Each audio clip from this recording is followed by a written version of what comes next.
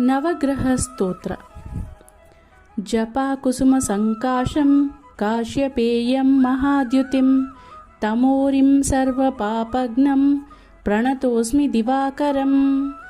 दधिशङ्खतुषाराभं क्षीरोद्धर्णवसम्भवं नमामि शशिनं सोमं शम्भोर्मुकुटभूषणं। धरणीगर्भसम्भूतं विद्युत्कान्तिसमप्रभं कुमारं शक्तिहस्तं च मङ्गलं प्रणमाम्यहम्।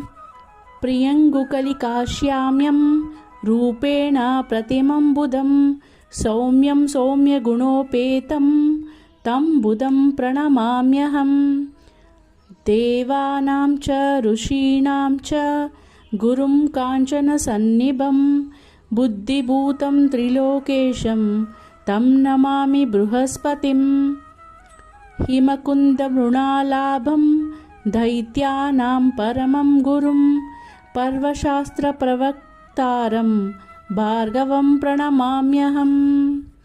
नीलाञ्जनसमाभासं रविपुत्रं यमाग्रजं छायामार्ताण्डसम्भूतं तं नमामि शनेश्वरम्। अर्धकायं महावीर्यं चन्द्रादित्यविमर्दनं सिंहिकागर्भसम्भूतं तं राहुं प्रणमाम्यहम्। पलाशपुष्पसङ्काशं तारकाग्रहमस्तकं रौद्रं रौद्रात्मकं घोरं तं केतुं प्रणमाम्यहम्।